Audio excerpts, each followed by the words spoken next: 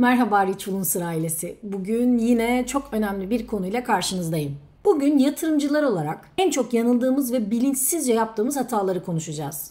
Bu videoda hisse seçmek, BIST 100, kripto paralar, ABD borsaları, döviz, altın ve model portföy gibi konulara değineceğiz. Sizlere gerçek yatırımcılar gibi nasıl düşünmeniz gerektiğini ve hangi stratejilerle doğru adımlar atmanız gerektiğini anlatacağım. Haydi hep beraber yatırım dünyasında neler olup bitiyor şöyle yakından bir bakalım. Tabii öncesinde kanalıma abone olmayı, içeriklerimi beğenmeyi ve eğer videomu beğendiyseniz de sevdiklerinizle paylaşmayı unutmayın diyorum. Aslına bakarsanız bugün belki ömrünüz boyunca yapacağınız en önemli yatırım stratejilerini ve yeni fırsatları size göstermek için buradayım. Bildiğiniz gibi finansal özgürlük bir hedef. Ancak yanlış stratejiyle uzun yıllar boyunca yanlış yönlendirirseniz bu hedefe maalesef asla ulaşamazsınız. Bugün size danışanlarımla birlikte son 1,5 yıldır portföylerimizi nasıl oluşturduğumuzu ve döviz bazında kazanç sağlayacak stratejilerle nasıl bu kadar sıkıntılara rağmen güzel getiriler sağladığımızı anlatmaya çalışacağım. Hadi başlayalım. Bugün hepimiz için kazançlı bir gün olabilir. Yatırımcılar genelde şu temel hataya düşerler. İşte BIST 100'e yatırırım, işler yolunda giderse zaten kazanırım. Sonuçta bu da bir endeks, bütün bir ekonomiyi yönetiyor bu endeks. Ben de buna yatırırım. Ülke büyüdüğü zaman otomatik olarak benim de param büyür. Ya da işte BIST 100'e yatırmam ya da herhangi bir endekse yatırmam. Bir tane hisse seçerim. Böylece hisse yükseldikçe benim param agresif olarak yükselir. Böylece dolar bazında da yani döviz bazında da aslında getiri olarak belki de S&P 500, Nasdaq gibi dünyanın en büyük endekslerini dahi yenebilirim.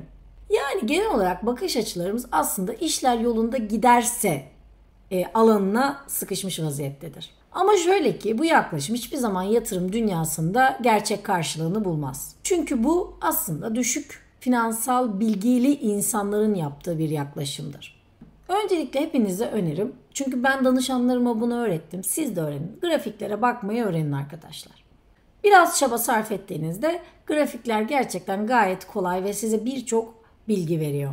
Örneğin daha bir önceki işte BIST 100 videolarımda size anlattığım gibi şöyle bir baktığınızda BIST 100 yaklaşık %8,5 gibi bir artış gösterdi son bir yılda.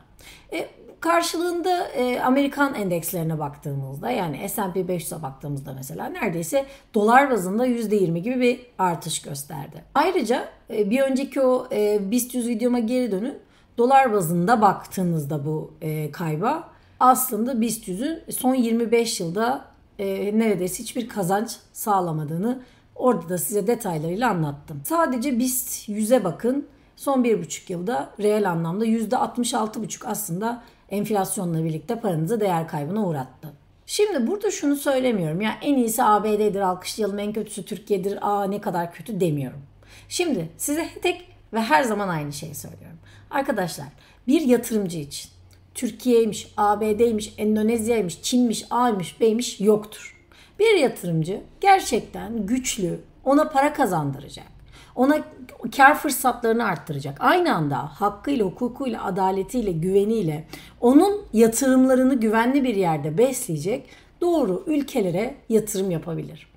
Yani bu noktada da bakarken aslında ben sizinle konuşurken hep şu kaygıyı duyuyorum. Sanki böyle bir şeyi kötülüyormuş, bir şey iyileştiriyormuş gibi hissediyor olabilirsiniz. Ama para yönetiminin içine girdiğinizde aslında para yönetiminin içinde herhangi bir duygusal taraf olmadığını artık benim videolarımla birlikte siz de öğrenmiş olmanız lazım. O yüzden biz ne yapıyoruz aslında?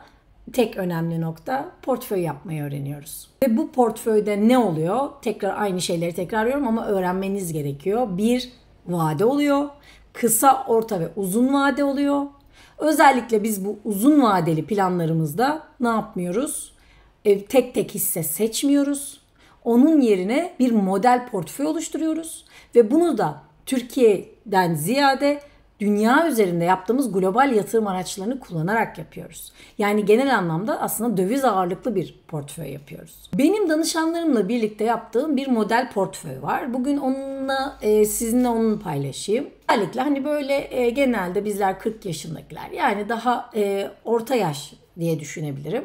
Ben hani kendi yaşıma uygun portföyü paylaşıyorum ama şunu düşünebilirsiniz ki benden daha gençler için bu portföydeki hisse ağırlığını daha yüksek tutmalı. Benden daha yaşı ilerleyen insanlar için kendi risk seviyesine göre portföydeki hisse ağırlıklarını azaltabilirler. Şimdi ben genel olarak genel anlamda kendimi tanıyorum. Diyorum ki ben 40 yaşındayım artık. Artık 39 ama 40 diyeyim. Yapacak bir şey yok. 40 yaşındayım. Ağırlığım ne benim? Risk ağırlığım ne? Aslında biraz orta yüksek riskteyim. Çünkü bilgi birikimim biraz daha yüksek. Yani yüksek riske kayabilirim. Ama genelde danışanlarımı ben artık eğitimle birlikte orta risk seviyesine çektim. Çünkü bildiğiniz gibi bilgi birikimi arttıkça alabileceğimiz risk yani daha makul risk oranları da artıyor. Böyle bir makul risk alabilen işte orta seviyede yaş statüsüne göre genelde orta uzun vadeli yani daha uzun vadeli olan portföylerimizde şöyle bir sistematik uyguluyoruz. Burada diyorum ki ben danışanlarıma paranızın diyorum %60'ını hisse ağırlıklı endekslerde tutun. Bunu şöyle ayarlayabilirsiniz. %40'ını mesela örnek veriyorum. Diyelim S&P 500'e koydunuz. %20'sini Nasdaq'e koyabilirsiniz. Yani bunu Çin'de de ya da Hindistan'da da uygulayabilirsiniz. Hani ben bildiğiniz için bunu söylüyorum. Ama tabii özellikle istediğim benim rezerv para yani doların ağırlıklı olduğu alanlarda yatırımlarınızı yoğunlaştırmanız. Tabii dünyanın dengeleri yarın değişir, başka bir şey olur. Siz aslında sistemi şöyle öğreniyorsunuz. Diyorsunuz ki ben bir endeks yatırım yapıyorum. Bu para değeri düşmeyen yani parasında enflasyon görülmeyen özellikle finans piyasaları derin oturmuş yani kalabalık. Birçok insanın olduğu, regülasyonların güçlü olduğu, insanların güvenli liman olarak nitelendirdikleri alanlarda paramızı aslında uzun vadeli özellikle. Çünkü uzun vadede riskler daha yükseliyor. Başımıza ülkenin, dünyanın başına ne geleceğini bilmediğimiz için, paramızın da başına ne geleceğini bilmediğimiz için aslında daha güvenli alanlarda burada böyle bir sistematikle portföyümüzü bulundurmamız gerekiyor. Şöyle kabaca model portföye geri dönelim. Ben mesela ne diyorum? %40'ını paramın S&P 500'e yatırırım. Ya da bunun gibi işte sanayi endekslerine yatırırım. Şimdi mesela S&P 500 derken bunun için söylüyorum. S&P 500 neydi arkadaşlar? 500 tane Amerika'nın en büyük şirketinin hisselerinin en maksimum getiride oransal olarak oluşturdukları bir endeks. Bu endekslere ait ETF'ler var. Biz gidiyoruz bu ETF'lerden ne yapıyoruz aslında? Ayda belirli seviyelerde kademeli kademeli alımlar yapıyoruz. Bu endeks aslında ne yapıyor? Bu 500 tane dünyanın en büyük amiral gemisi sayılan şirketler bunlar. Bu 500 tane şirketin büyüme performanslarını ölçüyor ve yılda bir sefer eğer o belirli o performans kriterlerine uymazsa da o endeksin içerisinden o şirketleri alıyor. Şunu düşünüyoruz, diyoruz ki burada paramız olduğunda aslında uzun vadede güçlü büyümemiz olur diyoruz. Çünkü bu endeksler hem şirketlerin kendi büyümelerinden etkileniyor hem dünyadaki basılan paradan etkileniyor. Yani ister istemez çift yönlü olarak burada uzun vadeden bahsediyorum. Çünkü endeksler kısa vadede radikal düşüşler de gösterebilir. Yani öyle krizlerde falan %30, %40, %50 böyle dip düşüşleri görebilirsiniz. O yüzden de her zaman zaten bir model portföyü bakacağınız süre 10 yıl ve üstü olduğu için, uzun vadeli olduğu için yani maksimum ne kadar tutabilirseniz ama minimumda 10 yılda S&P 500 gerçekten hisse ağırlığınızın çok %40 gibi yüksek olabileceği bir portföye işaret ediyor. Bu süreçte bana şöyle bir şey gelebilir, eleştiri gelebilir. Birincisi evet hocam BIST 100'e gerçekten baktığınızda haklısınız ama biz tek tek hisse seçtiğimizde dolar bazlı BIST 100'de solluyoruz, S&P 500'de solluyoruz. Özellikle Türk borsalarında bu mümkün diye düşünebilirsiniz. Bunun için de şunu önerebilirim. Uzun vadeli paranızdan ziyade kısa vadeli yani yanınızda duran bir para varsa ve bu tarz fırsatları değerlendirmek istiyorsanız ki bu ama genel bir portföyünüz yani bütün paranızın içerisinde %5'i geçmeyecek şekilde burada da kendinize göre sistemlerinizi deneyebilirsiniz. Ama ben bir yatırımcı olarak hiçbir zaman kısa vadede çok param olsun gibi bir derdim yok. Yani öyle bir dertle uğraşmıyorum. Benim amacım gerçekten dünyanın bu para basması, şirketlerin büyümesi, zamanı gelip duraklayıp hisse fiyatlarının aşağı çekilmesi. Yani hisseyle birlikte endeksin de fiyatının aşağı çekilmesi. Bununla birlikte amacım bolca lot toplamak. Ve 10 sene 15 sene sonra gerçekten bir kenarda paraya ihtiyacım olduğunda orada beni fazla mutlu edecek bir paranın kenarda durması hedefiyle ben uzun vadeli portföyümü yapıyorum. O yüzden de hani şöyle bir durum da yok. Ben şimdi bir uzun vadeli 10 yıllık bir portföy düşündüm. Ondan sonra işte 3 yıl 5 yıl sonra baktım istediğim parayı getirmiyor. Ben bunu alayım işte bozdurayım, gideyim daha kısa vadede kazanacağım bir şey yatırayım. İşte burada arkadaşlar aslında temel kaybınız başlıyor. Çünkü neyi ölçüyorsunuz biliyor musunuz siz? Siz fiyatı ölçüyorsunuz. Daha önceki videolarımda size ne demiştim? Fiyat şeytandır. Ölçeceğiniz şey performans. Performansı iyi giden sistemle sizin yol almanız lazım ki siz de paranızı o sistemle büyütebilirsiniz.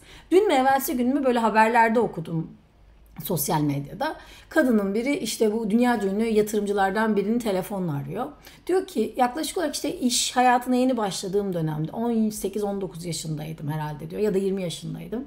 Bir şirkette çalışmaya başlamıştım ve o şirket bize ay hisselerinden bir parça veriyordu diyor. Ben hatırlıyorum diyor o dönem 14 liraya aldığımı diyor. Şu an diyor yaklaşık 25 sene geçti diyor. Geçen gün eşimle konuşurken ya senin ilk çalıştığın şirket amma büyüdü değil mi diye aramızda bir sohbet geçti diyor. O anda da diyor bende diyor ampul yandı. Gerçekten ya benim orada hissem vardı ne oldu acaba diye diyor. Şöyle diyor yerini de bilmiyorum hissenin yani nereden aldığım nedir o da bilmiyorum diyor. Bir şöyle panikle hesap yaptık. Çok iyi bir paraya denk geldi diyor. Ama diyor hisseyi de bulamadım. Hani bayağı strese girdik diyor. Neyse sonra hisseyi buldum hocam diyor. 18 milyon dolar para olmuş içeride diyor. Ben o hisseleri diyor 14'er liraya almıştım. Çok iyi hatırlıyorum diyor. Ama diyor 20 senedir ben onu komple yani hafızamdan tamamen çıkmış diyor. Şimdi de diyor derdi düştü. Ben hayatımda tek bir hissede 18 milyon dolar param var.